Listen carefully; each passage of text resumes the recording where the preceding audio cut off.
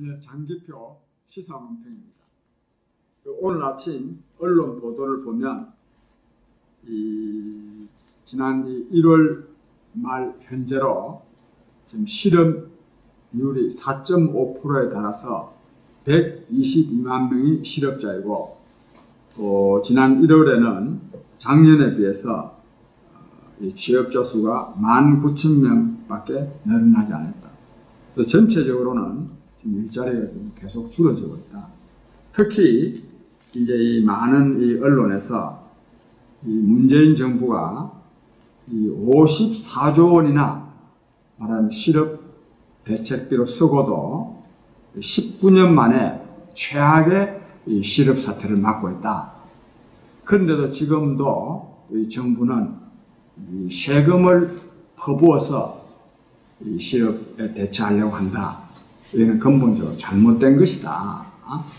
기업을, 민간 부문의 기업을 활성화해서 일자리를 늘릴 생각을 해야 되지, 이 세금으로 가지고 자꾸만 공직자들을 늘리는 거로는 이게 해결이 안 된다. 또 이거는 이 연유가 많습니다. 특히 문재인 정부가 들어서 가지고 말하면 공직자를 81만 명이나 늘리겠다. 이래가지고 아직 그 숫자는 전혀 채우지 못했습니다만, 또 그런 문제. 그 다음 또 정부가 들어서면서 일자리 정부라고 말하면 불러도 좋다라고 하면서 일자리위원회를 만들어가지고 그 일자리위원회의 위원장이 문재인 대통령입니다. 그래서 지금 청와대는 일자리 상황판을 만들어 놔놓고 일자리를 말하면 일일 점검하듯이 이렇게 지금 일자리를 챙긴다고 하는데, 지금 한계가 뭐였느냐? 지금 실업자는 지금 19년 만에 최악이고, 얼마나 좀 일자리가 어려우냐. 이렇게 하면서 아까 말씀드린 대로 세금으로 해결하려 하면 안 된다. 이런 지금 비난을 퍼붓고 있습니다. 근데 국민 여러분, 또 그러면서 하나 또 보태고 싶은 거는 미국이나 일본은 지금 실업률이 3%대 밑이다. 옛날은 다 4% 이상 됐는데 지금은 3% 밑이다. 그리고 일자리가 지금 가장 호황이다. 지금 일자리가 굉장히 많아졌다. 미국과 일본도 그러는데 왜 우리나라는 일자리가 더욱더 줄어지고 세금으로 또 떼어내려고 하느냐, 이런 비난입니다. 국민 여러분, 우리 여기서요 정말 깊이 생각해 봐야 됩니다. 국민 여러분들이 생각하시기에는 어떻습니까? 앞으로 일자리가 더 늘어날 수 있을 것 같습니까? 잘 아시는 바와 같이 과학기술의 혁명적인 발달로 말미암아서 자동화와 신제품이 급속하게 진전돼 가지고 옛날에 100명이 일하던 것을 지금은 50명, 10명 또는 1명이 일해도 충분히 감당해내는 그런 시대가 됐습니다. 그런 시대가. 그런데 이런 것은 이 4차 산업혁명으로 말미암아서 앞으로 이런 말하면 자동화와 신제품으로 말미암은 말하면 일자리 축소는 급격하게 더 말하면 확대되게 되어 있습니다. 그래서요, 이 유엔에서는 지난 2015년도에 유엔에서 그 일자리 보고서를 제출했는데, 그 보고서에 의하면 2016년부터 2020년까지 5년간에 걸쳐서 중요 16개국에서 새로 생기는 일자리는 210만 개, 그리고 없어지는 일자리가 마침 710만 개. 그래서 실제로 중요 16개국에서 없어지는 일자리가 500만 개 정도 되리라고 예측하고 있습니다. 이것이 얼마나 정확할지는 모르지만 이러한 이 트렌드는 부인할 수 없는 거 아닙니까? 당연한 거 아닙니까? 즉 자동화와 신제품으로 말미암아서 일자리가 줄어질 것은 너무나 당연하단 말입니다. 그것도 큰 폭으로. 그래서요, 우리나라 이 고용정보원, 이는 국가기관입니다. 고용정보원에서요, 작년도에 이 보고서를 제출했어요. 기술 변화에 따른 일자리 영향, 2016년도에 이걸 내놨는데, 이 고용정보원의 이 보고서에 의하면 2025년까지, 그때부터 10년이고 지금부터는 한 6년 남았죠. 6년밖에 안 남았네. 노동자의 약 70%에 해당되는 1,800만 명이 자동화로 말미암아서 실직할 것이다. 이런 보고서를 냈어요. 이 정부 기관입니다. 이 사람들이 재미로 냈겠습니까? 또 이것도 아주 정확하지는 않다 하더라도 대략 이런 추세에 있다고 하는 것은 사실 아닙니까? 그 다음에요, LG경제연구원에서 이런 분석을 내놨습니다. 인공지능에 의한 일자리 위험 부담, 이런 말로 일자리의 약 43%인 1,100만 명이 인공지능이나 로봇으로 말미암아서 실직할 것이다. 이런 말하자면 연구 보고서를 제출했고, 그 다음에 또요, 요즘 이 자율주행차 있죠.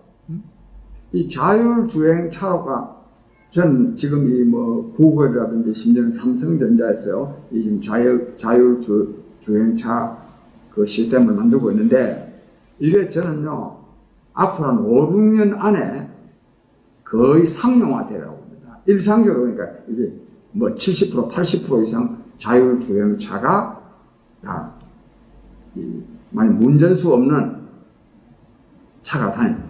지금 이미 미국에서는 이것이 상용화되고 있습니다. 이렇게 되면 우리나라에서만요, 이 자율주행차가 다 보급이 되어버리면 86만 명이 실직할 거라는 또 보고서가 있습니다. 이런 보고서는 이런 건 많이 아닙니다. 지금 특히 의사들 아십니까? 우리가 생각할 때는 의사들 아니면 병 못 났을 것 같지만, 이 의료계가요, 이 자동화 시스템이 가장 많이 지금 도입되고 있습니다. 이 환자들도요, 의사 부담도 이 자동화, 말하자면 이 왓슨, 이런 의료 기기에 의한 진단을 더 믿는 추세입니다. 이게 전 부문으로 확산되고 있습니다. 특히 법조분, 변호사 같은 것도요, 다 이 자료만 딱 넣어놓으면 딱 대책이 나온다. 그러니까 이게 자동화, 신제품으로 말미암아서 노동 인력이 대폭 지금 감소되는 이런 추세를 맞고 있습니다. 그런데도 우리 정치권은, 문재인 정부도 일자리, 좋은 일자리 창출, 일자리위원회, 맨날 일자리에 매달리고 있고, 또 야당도 마찬가지입니다.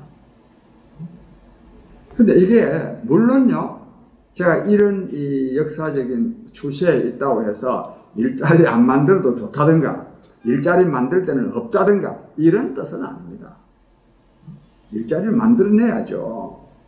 또 이 기업이 또 활성화되게 해가지고 또 만들어내야 될 부분도 있습니다. 그러나 근본적으로는 이 트렌드가 일자리는 대폭 줄어지게 되어 있다 하는 것을 우리가 인식해야 된단 말입니다. 그리고 그런 시대에 맞춰서 새로운 국가 운영 방안을 강구해야 됩니다. 그 강구 못하면 망하는 겁니다. 참고로 미국이 얼마나 정보와 신제품이 발전한 곳입니까? 그런데 미국이 지금요, 이 지금 경제 발전이 되고 또 일자리 실업률도 떨어지고 또 이 공장들이 활성화되고 하는 거는, 이거는 좀 우리가 달리 봐야 됩니다.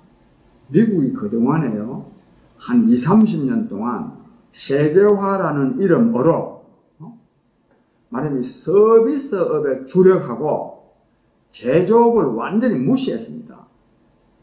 미국이. 즉 그래서 말하자면 러스트 벨트, 즉 시카고나 저 디트로이트, 저 미국의 공장이 많이 있던 지역이 말하자면 제조 공장이 많이 있던 지역이 러스트, 다 녹이 슬었다. 녹이 슬은 벨트 이 지역이 된 거예요. 근데 이제 미국이요 세계화를 통해서 뭐 돈을 전 세계 돈을 많이 끌어들인 것 같지만 미국의 산업을 망쳐버린 거예요. 이것을요 이 트럼프 대통령이 이거를 통찰을 하고 이래서는 안 된다. 그래가지고 완전히 지금 미국의 이 제조업을 말하자면 활성화시키기 위해서 온갖 지금 해외 외국에는 압박을 가하고 또 국내에는 인센티브를 주고 이래가지고 지금 제조업을 지금 활성화시키고 있지 않습니까? 이런 일시적인 현상입니다. 그래서 지금 말하자면 경기가 활성화되고 또 실업률도 떨어지고 하는데 이것도 미국도 조금만 더 있으면 이 자동화와 신제품으로 말미암아서 말하자면 노동 인구가 대폭 감소하는 그런 말하자면 나라가 될 수밖에 없습니다. 일본도요. 일본이 지금 상당히 뭐 일본 경제는 잘 되는데 한국은 왜 그러냐 그랬었잖아요. 일본 경제도 이거요. 일본 경제도 잃어버린 20년을 훨씬 넘겼거든요. 그 사이에 일본 경제가 말하자면 굉장히 침체됐던 거예요. 이 리바운드 하는 겁니다. 이 침체됐던 그 효과로 그로 말미암아서 리바운드 되는 이런 상황이지 앞으로도 일본도 곧 일본이라고 해서 자동화 안 합니까? 신제품이 안 나옵니까? 우리보다 더 앞서죠. 그래서 곧 미국이나 일본은 일시적인 현상입니다. 프랑스 같은데요. 프랑스 같은데 얼마나 지금 실업 문제 때문에 심각합니까? 즉 저는 그래서요. 저는 신문명을 주장합니다. 제가 하는 정책연구원이 신문명 정책연구원이고 또 제가 하는 정치를 저는 신문명 정치다. 이렇게 말합니다. 왜 그러냐? 즉 과학기술의 혁명적 발달로 말미암아서 산업사회에 이 자동화와 신제품이 들어옴으로써 말하자면 노동 인력의 감소, 극단적으로 말하면 뭐냐? 즉 대량 실업. 그리고 또 한 사람이요 이 세계 시장을 지배해봅니다. 이걸 신제품이라고 해요. 한 사람이 생산한 제품이 세계 시장을 지배해버리니까 그 유사한 제품, 그보다 조금 못한 그 생산한 사람들은 그냥 빵점이에요. 돈을 하나도 못 버는 거예요. 그래서 이 소득이 한 사람에게 집중될 수밖에 없어요. 즉, 소득 양극화가 불가피합니다. 그래서 이러한 사회를 사회학자들은 뭐라고 말을 하느냐 하면 한 30년 전에는 20대 80의 사회라고 했습니다. 그 사회의 20%의 국민만이 직장을 갖고 나머지 80%는 직장이 없을 것이다. 그러니까 비참할 것이다. 근데 요즘은요, 이게 2012년도 말인 Occupy Wall Street, 월스트리트라는 것은 뉴욕에 있는 그 금융타운이거든요. 정권소 많은 금융타운인데 그 Occupy Wall Street라는 그런 데모를 하면서부터 거기서 내가 그건 구호가 뭐냐면 1대 99의 사회를 혁파하자. 이래가면 못 살겠다. 그래서 그때부터 1대 99의 사회라는 말이 유행하고 있습니다. 즉 어쨌든지 그 80대, 20대 80든 1대 99든 아주 그 사회의 말하자면 극소수의 인원만이 좋은 일자리를 갖고 높은 소득을 올리고 나머지 80% 또는 99%는 소득을 별로 못 올리는 이런 시대가 되어가고 있는 거예요. 지금 당장 이런 시대는 아니지만 이런 시대가 급격하게 진행되고 있다. 급격하게. 아까 그랬잖아요. 고용정보원에서 국가기관입니다. 거기서 2025년도까지 1,800만 개의 일자리가 없어질 거라. 지금 우리나라 경제활동 인구가 2,700만 명이거든요. 또 이런 시대가 될 거라.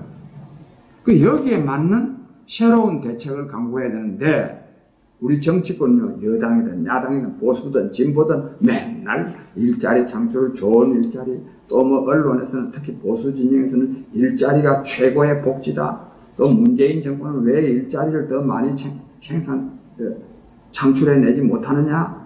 또 창출해내려고 그러면 복지비에 쓸 게 아니라 생산에 투자해야 된다. 또 기업 위주의 국가 경영을 해야 된다. 계속 이래서 이 전부 다 헛소리들입니다.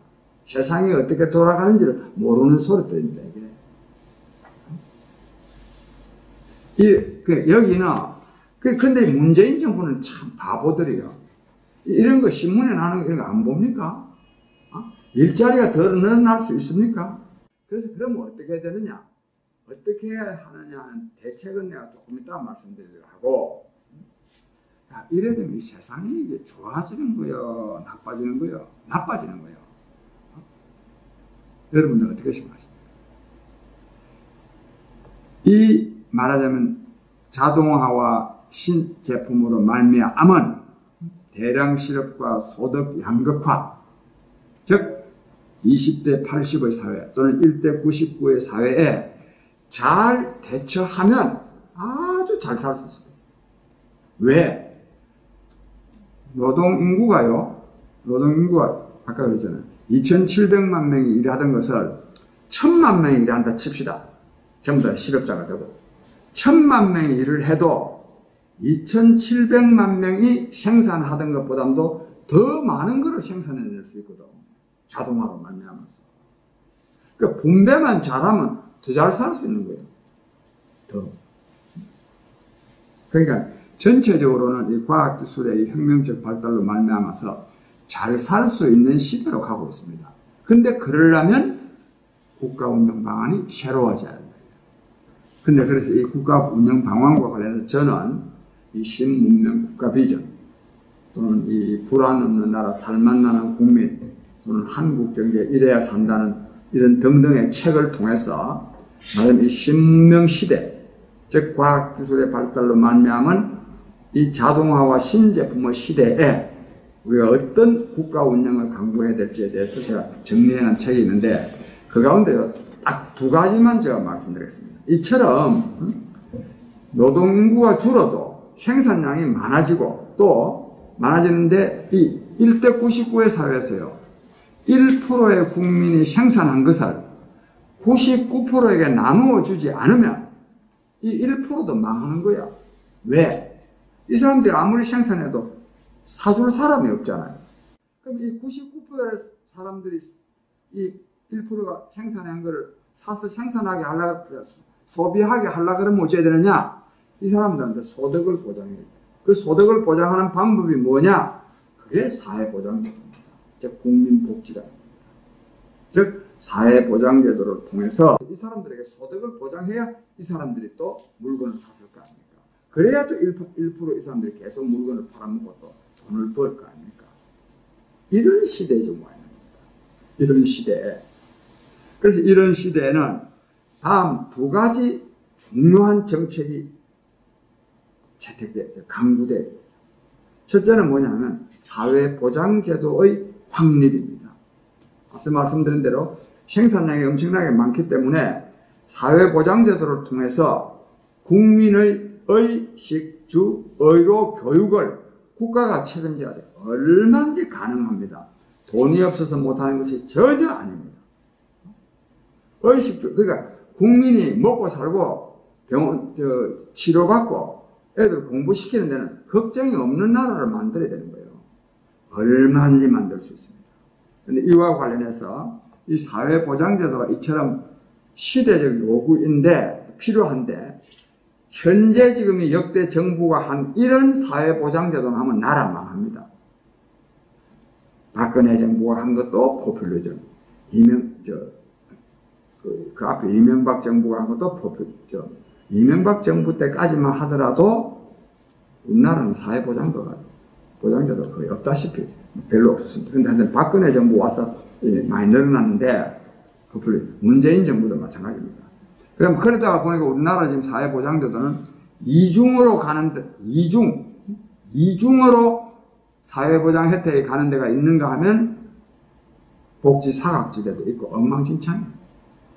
그래서 이 사회보장제도를 하긴 해야 되는데, 현재 지금 이 시행되고 있는 이런 사회보장제도는 전부 다 거의 없애고 새로 재정비해야 됩니다. 또 특히 일자리를 만들기 위해서 문재인 정부는 계속 지금 돈을 거기다 퍼넣으면 안 됩니다. 아니, 그리고 하든지 사회보장제도를 확립해야 되고, 다른 하나는 뭐냐면요. 정부가 사람은 일을 해야 행복하거든요. 일자리를 공급해야 되는데, 전통적 개념의 일자리, 즉, 제조업이나 사무직 이런 데 일자리를 공급하는 것이 아니고, 공공근로를 공급해야 됩니다. 그러니까 모든 국민이 비록 생산적인 활동은 아니라 하더라도 자기가 하고 싶은 일을 할 수 있게 하는 이런 사회적 일자리 또는 복지 차원의 일자리를 공급해서 거기서 기쁘게 살 수 있도록 보람과 기쁨을 누리면서 행복하게 자아실현을 하면서 살 수 있도록 해야 됩니다. 이게 주로 이제 이 부분은 주로 뭐냐 하면 주로 이 돌봄, 노인을 돌본다거나 장애인을 돌본다거나 어린애를 돌본다거나 또는 뭐 서로 조금 친구가 돼서 서로 위로하는 이런 걸 한다거나 등등 또 그런 것이 하나가 있고 이거는 이제 복지 차원의 일자리죠. 또 하나는 이 문화 차원의 일자리. 즉 문화적인 활동을 뭐 그림을 그린다든지 또는 작곡을 한다든지 뭐 노래를 한다든지 뭐 여러 가지 이런 걸 통해서 이 자아실현 자기가 하고 싶은 일을 함으로써 거기서 보람과 기쁨을 누리는 이런 일자리를 대량으로 공급해야 됩니다. 그럼 또 돈을 주고 말이죠. 저는 생각할 때요, 국민의 기본 생활, 의식주, 의료, 교육을 국가가 보장하는 대신에 근데 이 보장은요, 너무 많이 주면 안 돼. 자기가 이게 기본적인 거는 보장을 하고 그 나머지 거는 자기가 활동을 해서 좀 더 잘 사는 수도 있고 이래야 됩니다. 어쨌든지 아까 말한 이 문화 활동을 통해서 하는데 여기도 돈이 나와야 돼요. 돈이. 우리나라는 지금 국민기초생활보장법이 좀 상당히 잘 되어 있는 편이에요. 숫자가 너무 작아서 그렇지 지금 숫자가 국민기초생활보장 대상자가 한 130만 명 되거든요. 저는 근데 이것이 차상위 계층이라 해가지고 차상위 계층은 180만 명 해가지고 한 300만 정도는 완전히 그냥 국민기초생활보장법에 의해서 말하면 최저생활비가 딱 지급돼야 된다고 생각합니다. 이렇게 지급을 하면 생계비 수급자들이 대폭 줄어들 수 있어요. 여기서 소득을 올리니까. 그러니까 이런 조화를 통해서 말하자면 복지 부분의 일자리, 문화 부분의 일자리를 공급해서 다 말하자면 자아실현의 보람과 기쁨을 누릴 수 있도록 하는 거죠. 그 앞에 사회보장제도를 실시하는 거예요. 이렇게 해야 이게 국가의 기본이 그리고 기업 활동을 하는 사람들도 열심히 기업 활동을 하게 하고 그렇게 해야만이 저는 된다고 생각합니다. 그래서 오늘 제가 말씀드린 것은 자꾸만 문재인 정부 보고 당신 말이야 문재인 정부 일자리 창출을 한다 해놔놓고 일자리 지금 하나도 늘어나지도 안 하고 오히려 지금 세금으로 지금 계속 퍼붓고 있는데 암만 퍼부어도 안 되는 거 아니야. 이런 비난만 한다고 해서 해결되는 게 아니다. 이런 비난만. 앞서 말씀드린 대로 역사의 발전 방향을 통찰해서 여기에 맞는 대응책을 강구해야 되지. 자꾸만 허황된 일자리 창출에만 매달려 있다 보면 진짜 나중에 낭패가 납니다. 낭패가. 특히 4차 산업혁명이 아주 일상화되는 것이 아주 가까워왔기 때문에 더욱더 우리가 정신을 바짝 차리고 대량 실업과 소득 양극화가 구조화되는 그런 시대가 불가피하고 또 그게 또 나쁜 것도 아니에요. 제조업이나 사무직에서 일하지 않는 대신에 다른 부분에서 더 보람 있는 삶을 살 수 있기 때문에 그래서 살 수 있도록 해야 된다. 이런 말씀을 드리면서 국민 여러분들께서도 일자리 문제 또 이 정부화 문제 이런 데 대해서 한번 깊이 생각해 보시기를 바랍니다.